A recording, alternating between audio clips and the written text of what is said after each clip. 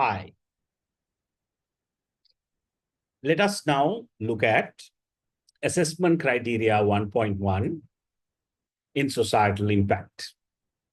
This subject is about sustainability. It's about the impact on all our ethical efforts in the organization. And it's about broadly the triple bottom line. It's about the environment, environmental responsibility, corporate social responsibility, and the planet at large. All right. So let's get started. It's a very interesting module. So in assessment criteria 1.1, we're going to analyze the impact of a range of societal challenges on the organization. Now, the indicative content under assessment criteria 1.1 has a lot of concepts, some theories, and some examples of practices on sustainability, especially in the West. We will be investigating the context in Britain, in the United Kingdom, and also in the European region. So one of the books that is recommended reading for this module is the Michelle Carville, Gemma Butler, and Evans book. This is the CIM recommended core text for this module. This is the CIM recommended core text for this module. You will find a PDF of this book in the reading area under ebooks. So please download it and you can read it whenever you are free. So we start off the discussion by understanding the marketing environment. As you know, in the marketing environment, we investigate the organization's internal environment,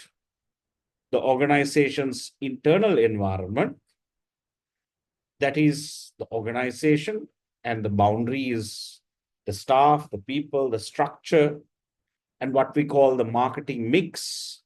The 7 Ps are within the organizational boundary. You know what the 7 Ps are. You have done that perhaps in level 4. It's product, price, place, promotion, physical evidence, people, and process. That's the 7 Ps of marketing.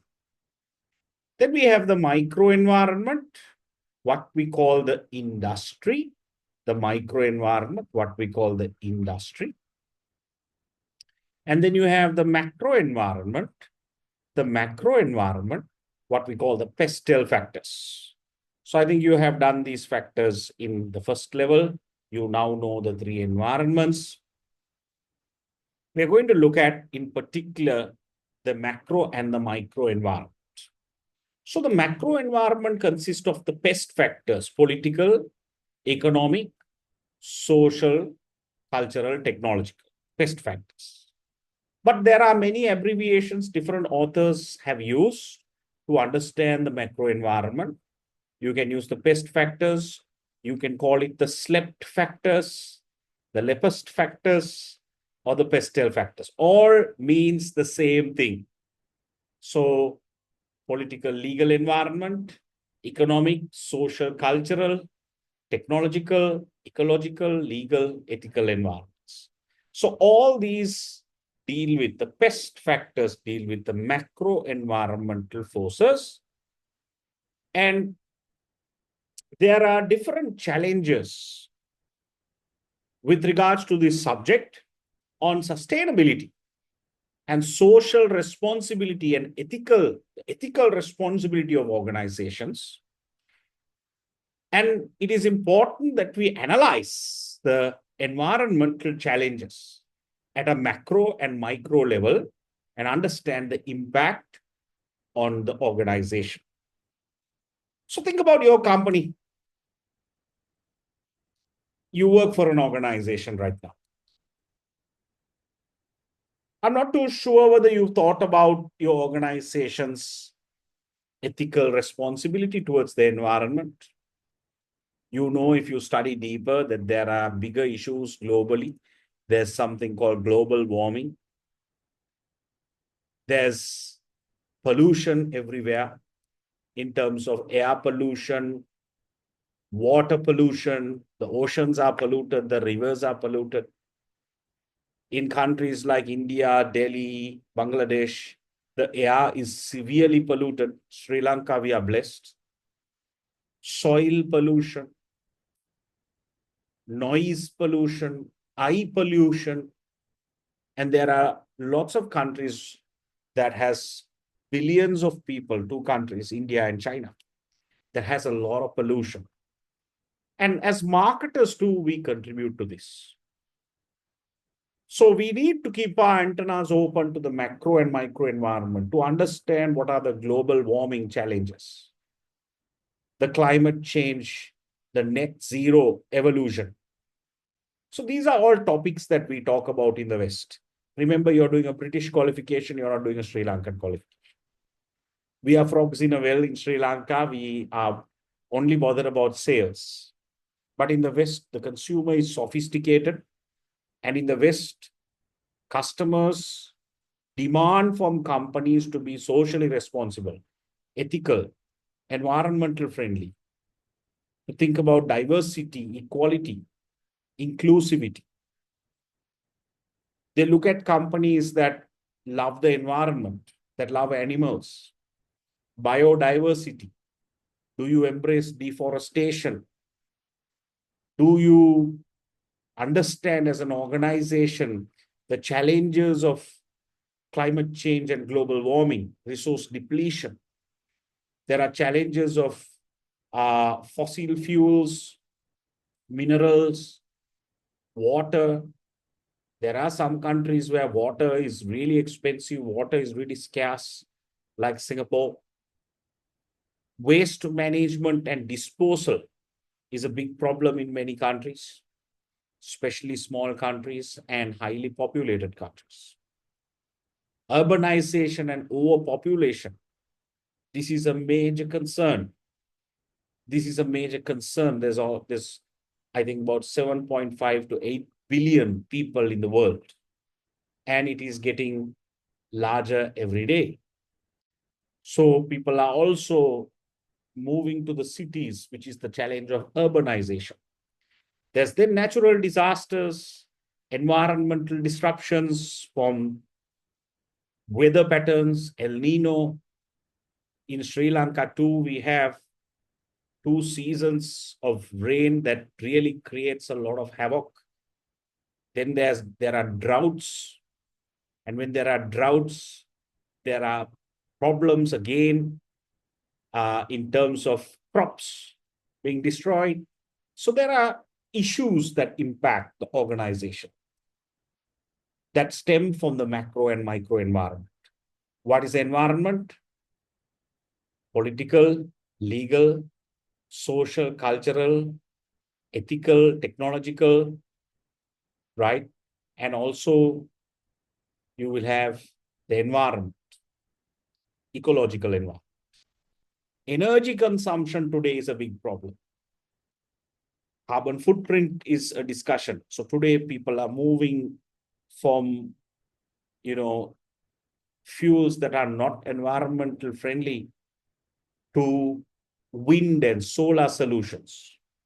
And increasingly, the energy cost is also rising. So there are many factors that change organizational policies as a result.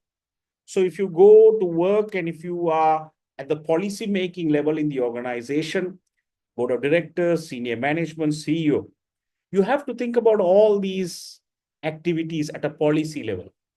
How do we have a policy of equality, diversity, and inclusion? How do we manage all that? Do we encourage diversity? Today, there's LGBTQ.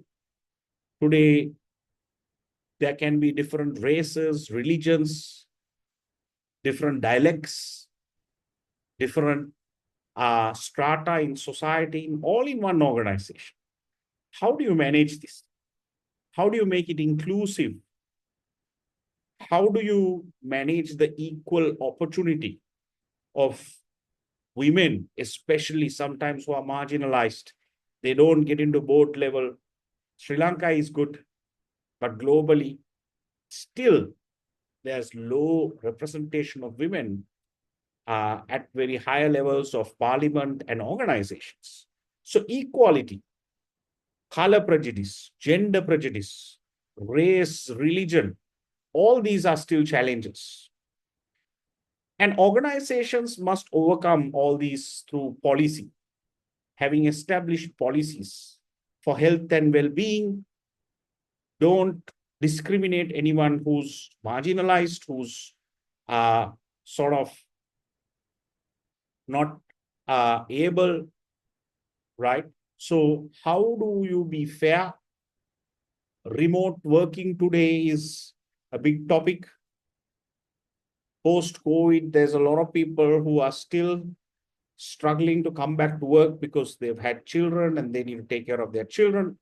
So the cost of living is so high that they need to do 2-3 jobs.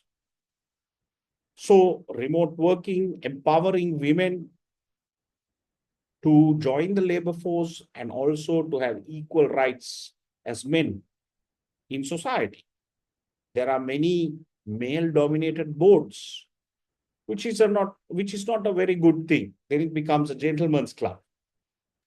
Employing technology. Today, there's so many kinds of technologies in the technological environment, from AI to cloud computing, nano, to so many other kinds of technology that will impact organizations' policies.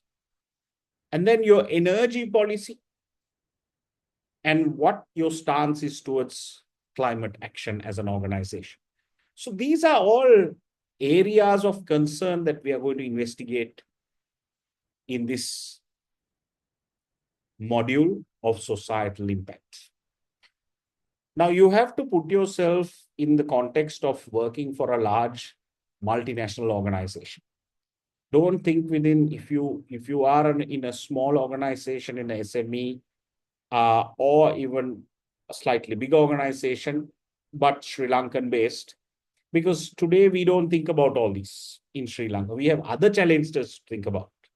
In Sri Lanka, we have other challenges to think about, right? Because we just came out of bankruptcy and we have lots of other problems.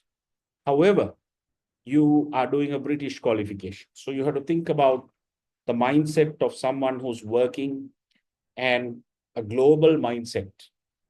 Then all these areas become very, very important. These are topics today that are spoken of because customers demand the company to be socially responsible, to be responsible towards society, the environment, the planet, and the people. So one of the theories, guys, one of the first theories that you're going to probably by heart and study, you need to study this, because there's going to be some questions on this.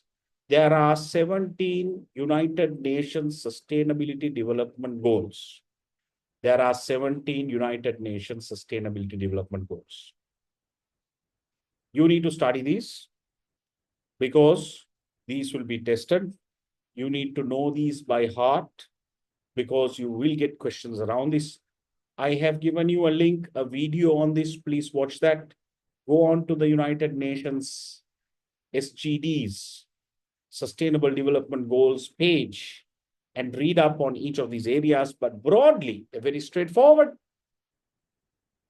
Number one is to ensure there is no poverty in the world, zero hunger, good health and well-being. So there are objectives and goals and measurable indicators under each of these development goals. And most companies are called to do their social responsibility work, their environmental friendly activities that they do for CSR by embracing these SDGs. So you'll see many companies in the annual report reporting on how they contribute universally to the Sustainable Development Goals of United Nations. The quality of education, gender equality, clean water and sanitation. I have a video on this. Please watch this. But you don't need to go into a lot of areas, but you need to by heart these 17 areas. Affordable and clean energy, decent work and economic growth, industry innovation and infrastructure, reducing inequalities, sustainable cities and communities, responsible consumption and production. And I recommend that you go to the website, go through a document that has goals and measurable indicators for each of these areas. Climate action, life below water, the sea, life on land, peace, justice, and strong institutions, partnerships for fostering these goals. So you have to study this. You have to know the mission of the UN SDGs. You have to know each of these 17 areas because there will be questions from, the SDGs. So please make sure you study. Right. Now we will be looking at an example of the Body Shop. Of course, the Body Shop was founded by a visionary entrepreneur called Anita Roddick. This is a British company. Unfortunately, Anita Roddick passed away in 2007, and the company went through a bad time. The company was sold after that, and they declared bankruptcy, and now it has been sold again. But the founding principle of the founder, Anita Roddick, was very powerful, was very, very powerful. It was to drive an ethical and responsible marketing agenda. And this is how they differentiated themselves. Their values were different because of our values. They focused on two broad things. One is fair trade. Fair trade is where you pay a fair price to the grower. As you can see, they are the farmers, the growers. Our values have always been at the heart of our business. In fact, they're at the heart of everything we do. That's how we are different. So community fair trade is a program that gives the finest ingredients and accessories from around the world, even from sub-Saharan Africa. So you can go through that map on their website. They have intricate details of how they source and where they source their products. They're paying a fair price to their growers. They don't exploit them. And there's a huge campaign that they undertake on animal testing or against animal testing. So their values are they're against animal testing. They're a company that sells cosmetics, but in the cosmetics industry, before all these cosmetics are launched, they're tested on animals. Animals like rabbits, and almost all big companies do it. But the differentiator of Anita Roddick's Body Shop was that they said we are against animal testing. And all our ingredients are natural ingredients. Therefore, you don't need to test it because they are from, all natural ingredients. They support community fair trade, activate self-esteem of everyone they work with, defend human rights, and they protect the planet. What a wonderful story. Unfortunately, the founder passed away and this company was sold. But still, you can see the example of Body Shop. Now, here's another very good example. Patagonia. I have been to the Patagonia store. To me, of course, the Patagonia designs look a little old-fashioned. Their designs are not appealing to me. Patagonia is a company that sells, winter clothes. And This, though, is one of the most ethical companies you'll find on the planet. They ran a campaign called Don't Buy This Jacket. In other words, they told their customers on the run up to Christmas, they said, don't buy this jacket in a PR campaign and in an ad campaign. So people are wondering why this company that sells jackets come out and say, don't buy this jacket. And it was the talk of the town.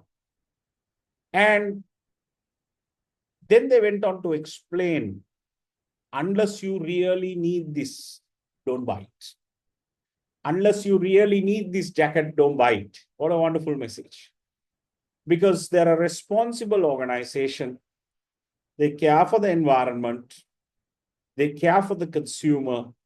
And they want to make sure that whatever you buy from us is used, right? Purchase only what you need. That was the campaign. Buy only what you need. I mean, think about it, guys. Think about all the unwanted products that you and I buy. I don't know that you're married, right? But I am. Okay. As a family, my kids, they go, they see something, they buy. They have a room full of toys. They don't want to let go of the toys. And my wife and myself, we go and buy a lot of unwanted stuff. Isn't that right? Sometimes you regret so much.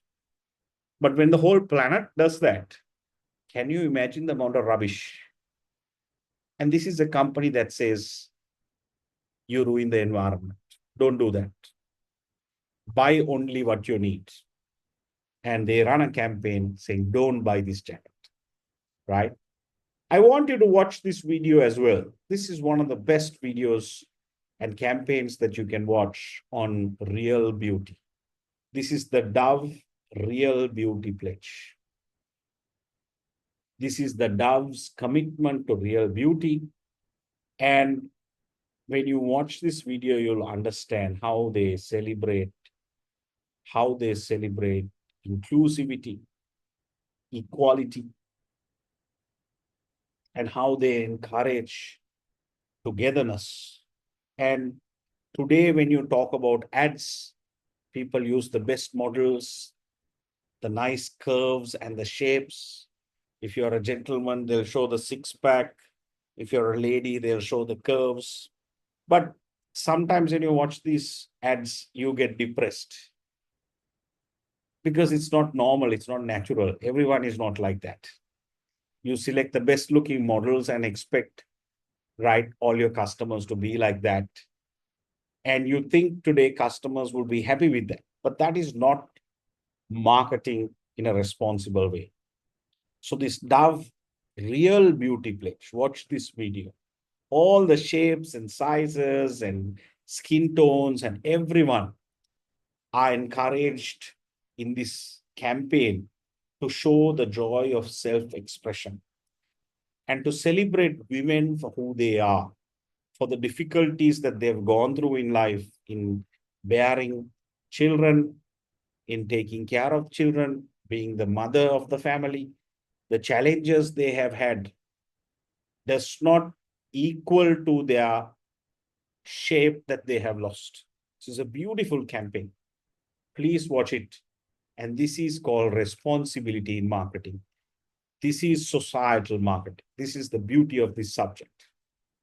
And then we go into another example of a company, one of my favorite brands, ice cream brands. I love Ben and Jerry's. Ben and Jerry's is one of the most socially responsible companies. Look at their values. Look at their mission. In their mission, they foster, I mean, they sell ice cream, right? They can have a mission that talks about ice cream and food, but they are talking about human rights and dignity, how they uphold that. Social and economic justice, environmental protection and restoration and regeneration.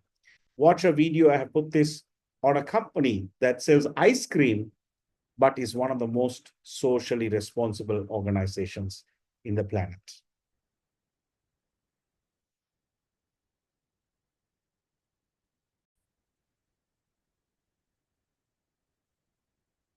Look at another interesting example of Warby Parker.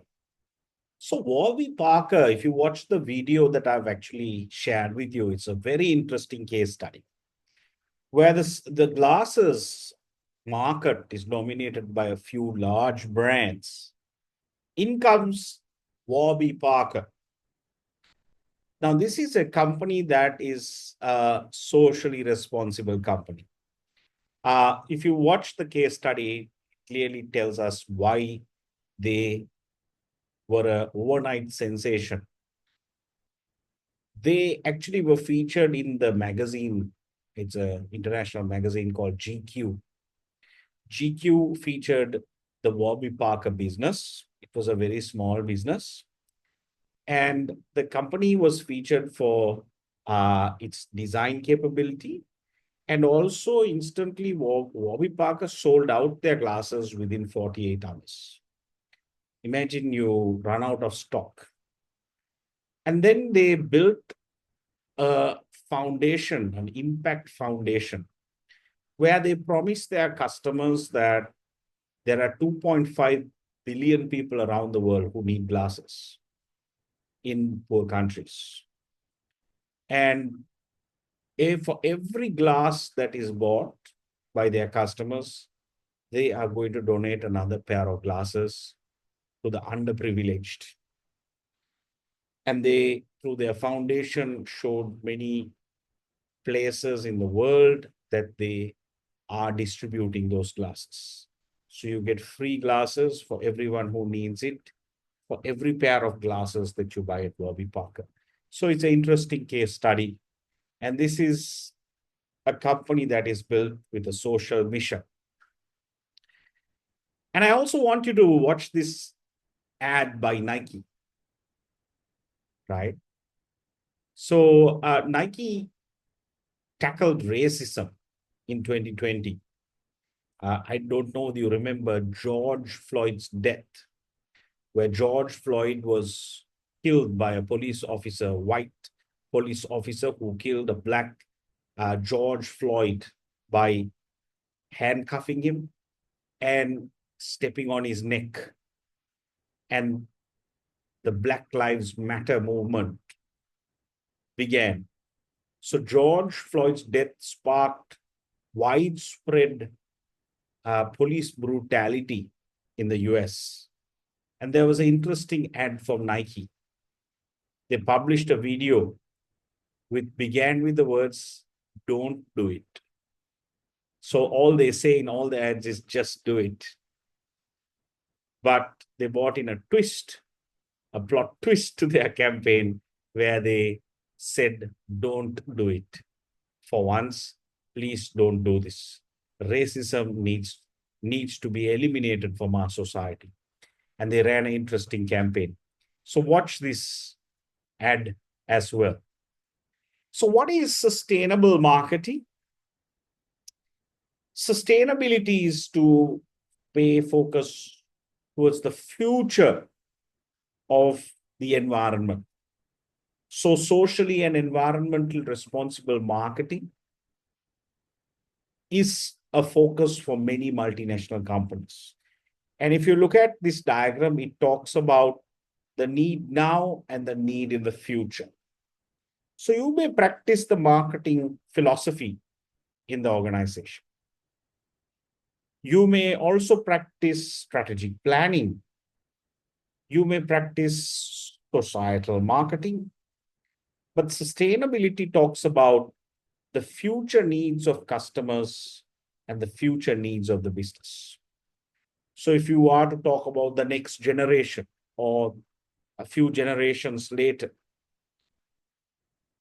I know I won't live up to 2100. I know I won't live up to 2001. We're at 2025, right? If I live up to 2100, I will be 120 years. So obviously, I'm not going to live up to that. Hello, are you with me? Maybe some of us in the class may also not live up to that. I don't know. Because the life expectancy in Sri Lanka is about, I think, about 65 for men and 68 for women. So, but there are 80, 90-year-olds, and there are some who hit 100. But beyond that, it's a little difficult, right? So we have to always think about the future generation. Especially now, we as adults have to give back to society.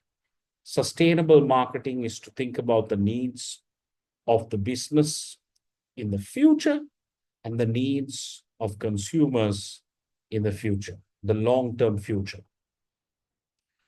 So there are key drivers of change. When you think about sustainability, when you think about the social impact, societal impact, environment, green marketing, you think about all these aspects. And this is directly from your syllabus in the indicative content in assessment criteria 1.1. So we're going to look at each of these in the slides to follow. And you must study them because you will get questions on them. And one of the things that we talk about is ethical partnerships and ethical collaborations. There are many examples, but this is a nice examples that talk about how Pampers collaborate with UNICEF. As you know, UNICEF is a global organization that looks as child protection and nutrition. And UNICEF is a globally accepted example.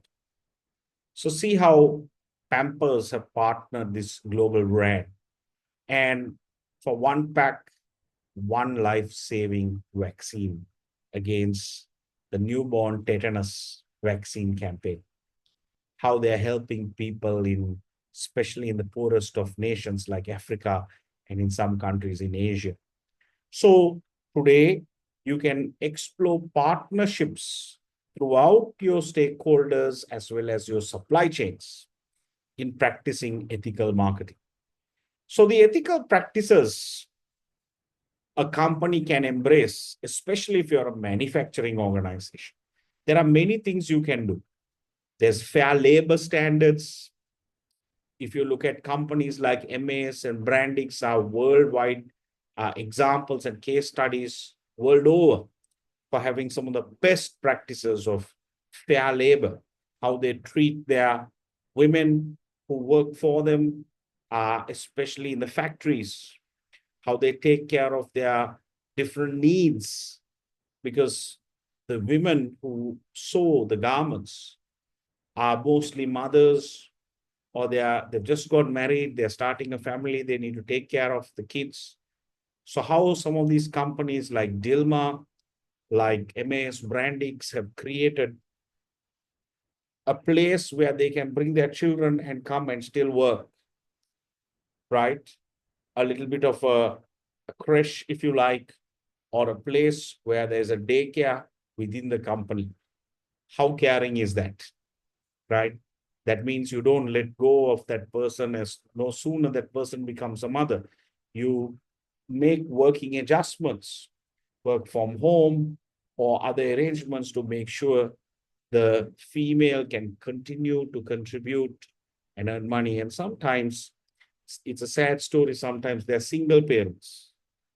So what happens when you don't take care of the mother? The whole family falls apart. So that's why you have a lot of social challenges. So companies go a long way when they take care of their staff needs, especially when it comes to the females, the young females who take care of their kids and give birth. And then you have sustainable sourcing practices, transparency. You need to get used to these words. Traceability means, you can Google it.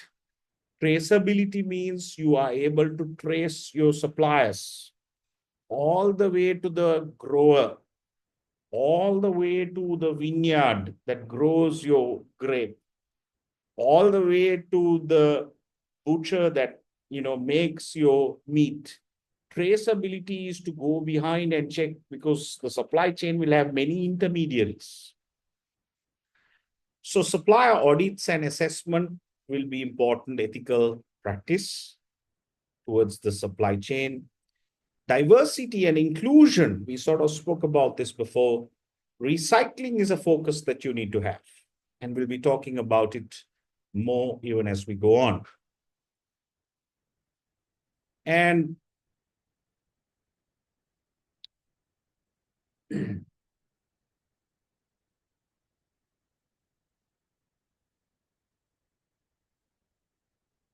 right.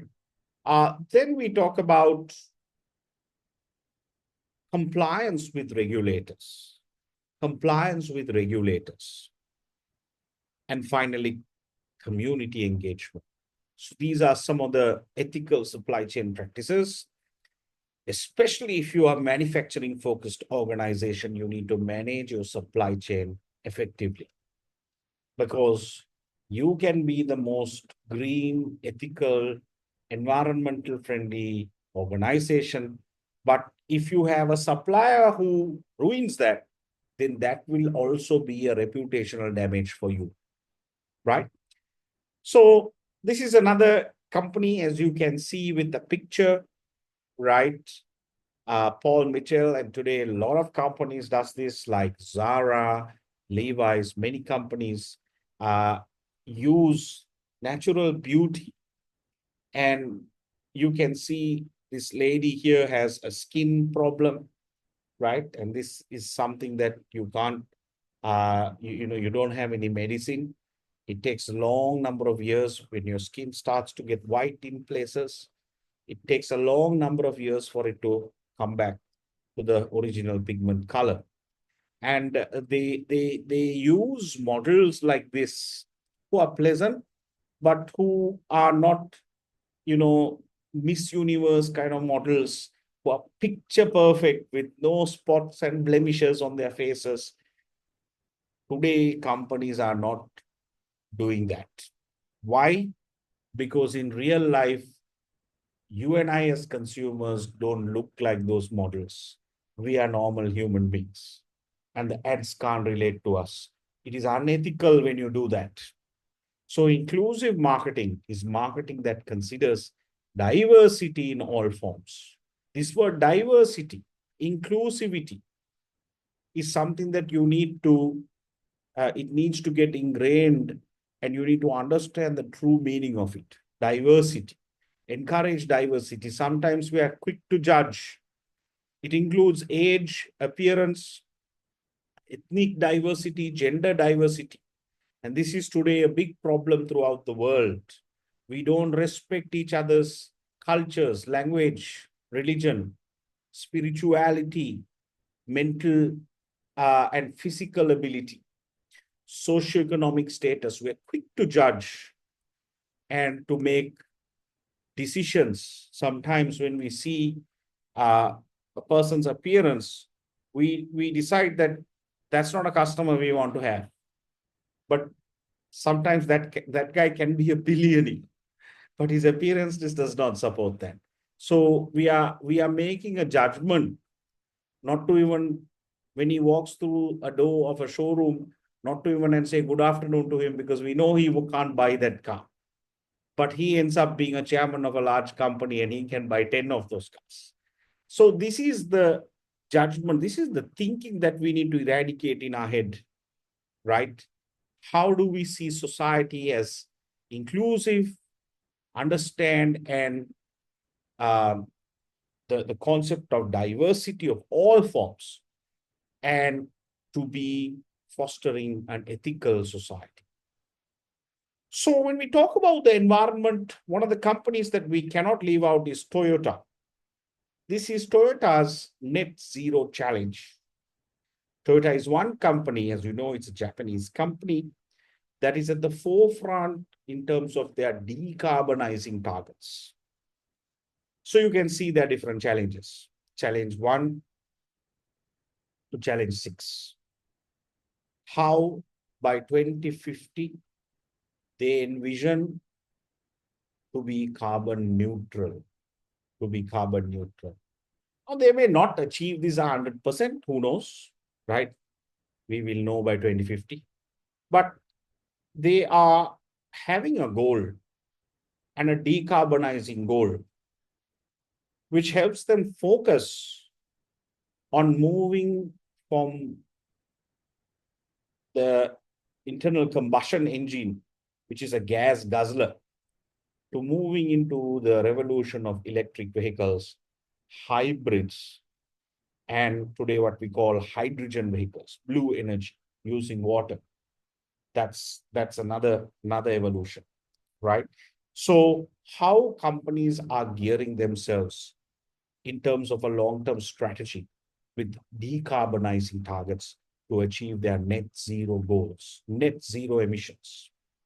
So transparency and authenticity, being open and honest. Companies must be transparent when it comes to their ethical stance with what they do to the environment and how they have measurable indicators of what they are achieving in terms of their sustainability and societal goals. And to measure this, sometimes, guys, you can hire an external party to come and undertake what we call a corporate sustainability report. Now, this is not an annual report.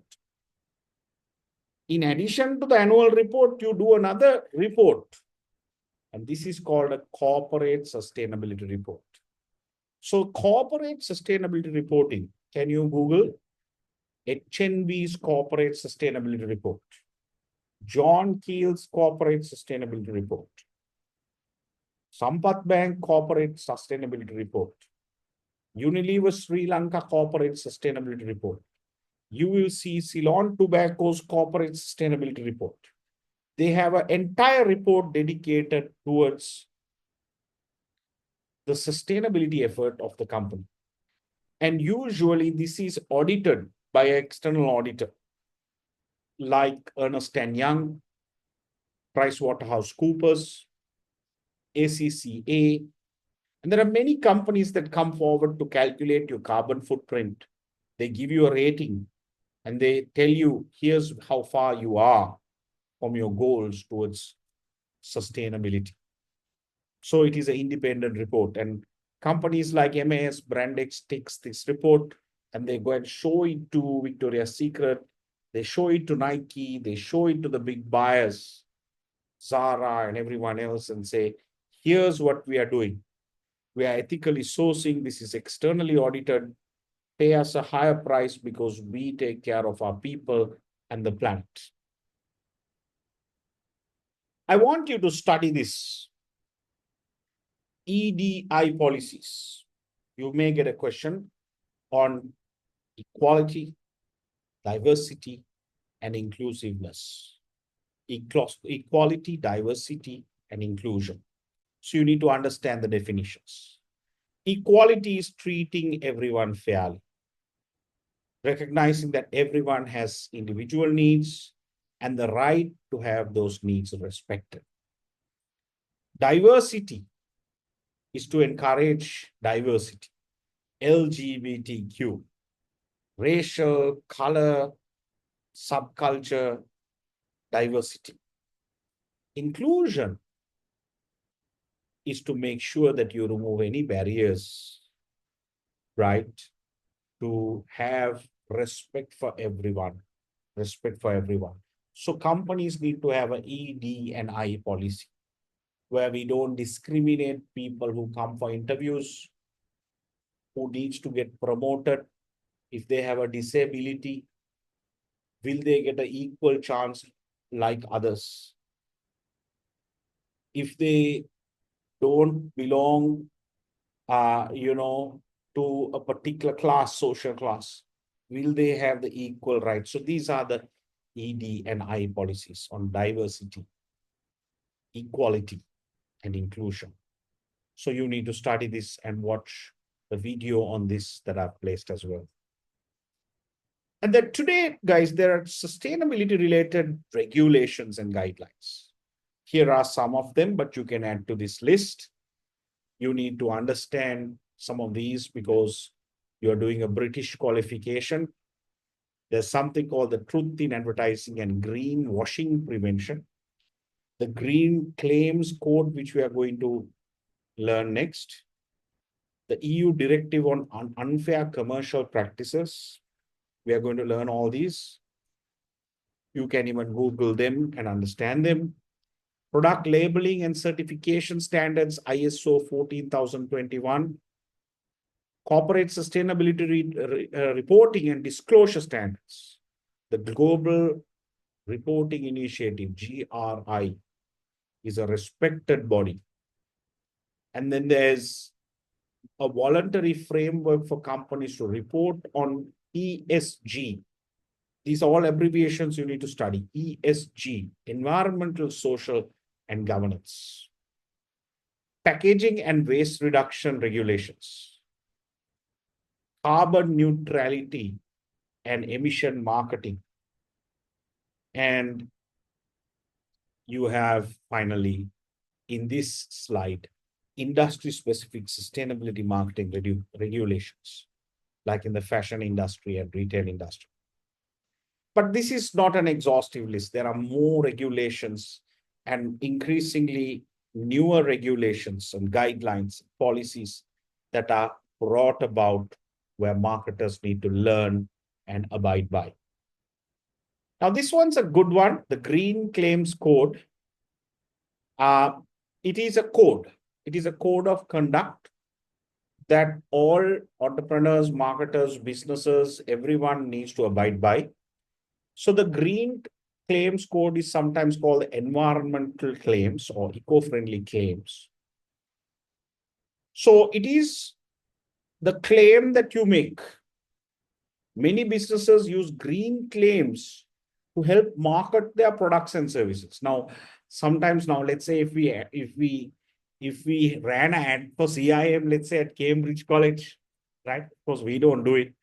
But then sometimes most companies come and say, here's our ethical stance. We've grown so much of trees.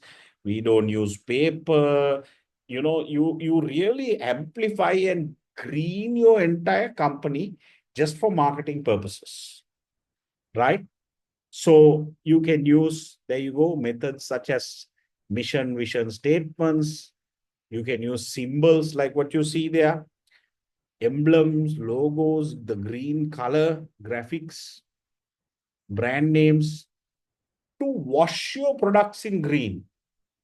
We call that greenwashing. So the Green Claims Code, right? There's a code of conduct, claims that you have to be truthful and accurate with what you're selling. Now, I know when I go to buy, sometimes I go to buy spices. So I go to all the places down Colombo because there are some people I send good spices to overseas, like Sri Lankan cinnamon, the different spices that they use for. Especially cinnamon, there are different grades of cinnamon. And we have a very high grade of cinnamon that is expensive. That's supposed to be really good. So when I go hunting for these, sometimes I see the different packaging that is out there, right?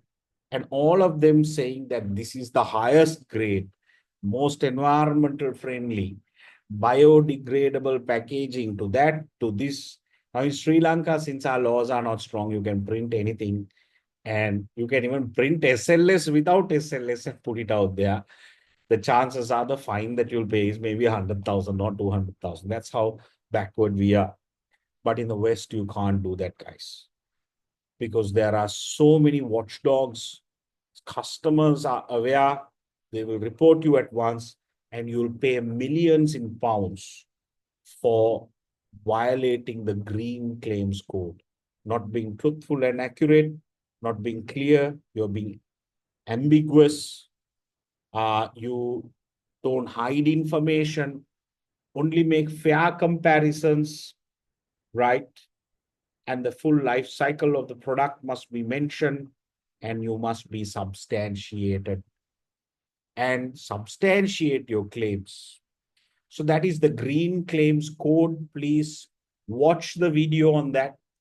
And there are many examples of greenwashing. Now, this is a nice example of Coca-Cola. Coca-Cola is one company that did that. I mean, I tried the green Coke in Europe and I expected it to taste differently. No, it tastes the same thing. But the bottle was green, but the bottle was painted in green like this. It's called Coca-Cola Life. Of course, they donate some amount of money towards the environmental causes if you buy this bottle of Coke, as opposed to the red Coke or Diet Coke or whatever it is, right? So this Coca-Cola Life is the green product that they have for the environmental green consumer, especially in Europe, who think about the planet a lot. But to me, to a certain extent, this is greenwashing. You're greenwashing your products. Are you really doing something for the environment, or you're just using the color green and then branding it and then talking about different logos, designs, just to show and hoodwink the customers? So greenwashing is a practice of making an unsubstantiated or misleading claim about the environment, benefits of a product or service, technology, or a company or practice. So greenwashing must be avoided. There are misleading labels like this. You can see lots of packaging in Sri Lanka. They have created labels like this. And the moment you see this, my God, you say, let's buy this over that. Price is immaterial. But the trustworthy certifications are these. Especially in the West, if you are B Corporation certified, this is one of the highest, most difficult certificates to get. B Corporation certified, one of the most highest, most difficult certifications to get. And then there's the USDA organic certificate, fair trade certificate, cruelty-free. These are all certificates that you can publish in your products. And if customers see these, they know that if they're paying a premium price, that it is a genuine certification. These are genuine certifications. These are misleading certificates, bogus certifications that people create because consumers are ignorant. Consumers are ignorant, especially in this part of the world. If you say sugar-free on the pack, people buy thinking it's sugar-free. But is it really sugar-free? Is it really a trustworthy source, or are you greenwashing your products? So greenwashing is a major concern in the West. It happens a lot in this part of the world, but in the West, you will pay a huge price for greenwashing. Then we have the European Union Green Deal, guys. As you can see, this is the conceptual framework of the European Green Deal. Their agenda is transforming the EU economy, the entire European Union economy, for a sustainable future. So I think it's a nice agenda. It's not a very small concept like clean Sri Lanka or something like that. Okay, this is a very broad agenda where you can see that they have so many goals. They also have aspects of success stories to make sure, and measurable indicators, and how you'll finance these projects, how you'll transition from each stage to another. So how they will position European Union as a global leader with this, the Green Deal. Please watch the video on this, on the EU Green Deal, and understand it. Their goal is to reach carbon neutrality or net zero emissions by 2050. So it is a European pact, climate pact, that has been signed by the EU countries, right? So the EU Green Claims Directive is similar to what we discussed before, the Green Claims Code, which is in the UK, but this is outside of UK, EU, because UK is now, with Brexit, UK is out of the European Union. So the Green Claims Directive is a regulatory framework aiming to eliminate greenwashing in the entire European region, which is the practice of making misleading or unsubstantiated claims about a product and environmental benefits. So as you can see here, the framework, the Green Claims Directive framework, right? And they're all scientific. They are verified by different bodies. And the purpose of green claims, 53% of sellers claim wrong. They put vague information. 50% too general in their statements. 40% unscientific proof. So you can see this framework is law, legislature. It's for the entire European Union countries. It's called the EU Green Claims Directive that eliminates greenwashing and protects the consumer. And I want you to spend some time on this website. I have attached it for you to go through, right? There's also a presentation that you can download. This is the 2024 Edelman's Trust Barometer.